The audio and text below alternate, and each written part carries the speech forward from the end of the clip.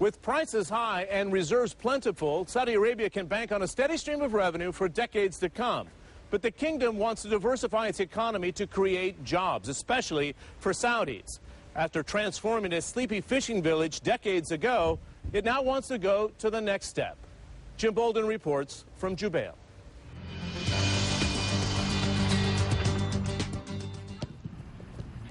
Teenagers playing football late at night here in Saudi Arabia to escape the heat.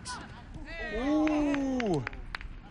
They attend one of the schools built for families in Jubail Industrial City in Saudi's eastern province on the Gulf.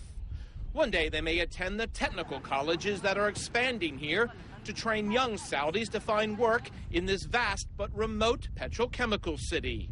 Because we are attracting people to come, we have to make things available for them as seawater cooling, as electricity, as a land fully developed, and also manpower. So all those colleges are and institute their job to really provide the qualified manpowers. 36-year-old Jubail is, simply put, like one massive company town. The skyline reveals just how vast this area of factories and homes is in more than 1,000 square kilometers or 600 square miles. But with no signature tall buildings and few tourist attractions, Jubail doesn't have the flash of, say, Doha or Dubai. I personally have a say that Dubai is the heaven of architects. Jubail is the heaven of chemical engineers. This is the largest petrochemical complex worldwide. Petrochemical companies here manufacture chemicals like propane and polyester from the kingdom's natural resources and then shipping them throughout Europe and Asia.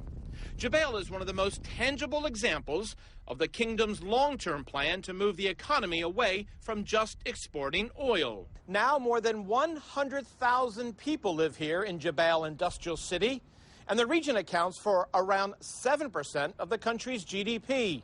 And it's getting bigger. In the newest phase, known as Jubail 2, state-run oil giant Saudi Aramco and France's Total are building a massive plant to refine diesel and jet fuel. There's also a space set aside for a plant for U.S. chemical giant Dow and Saudi firm SABIC. Joint ventures are now driving Jubail's growth. We go on joint venture. The foreign partners will bring the technology and the know-how. We bring the land, the infrastructure, the raw material, and the financial support, and it's a successful partnership. Though Jubail was conceived and constructed for the petrochemical industry, those industries are several kilometers downwind from here, the residential areas. The next phase will include a city center around a lake, bigger, they say, than Sydney, Australia. That goes along with dozens of malls, dozens of schools, and thousands upon thousands of new homes under construction. This 10-square-kilometer area is known as Jalmuda. Just to put things into perspective, it can accommodate about 45 to 50,000 people when it's fully built out. It'll have about 9,500 dwelling units. The Royal Commission has started a big push, as has the Kingdom recently, for housing. Part of that includes allowing Saudi workers here to take part in a new homeownership program. So, Jubail can also be seen as an attempt by the government to spread the kingdom's vast commodity wealth. Jim Bolden for Marketplace Middle East, Jubail, Saudi Arabia.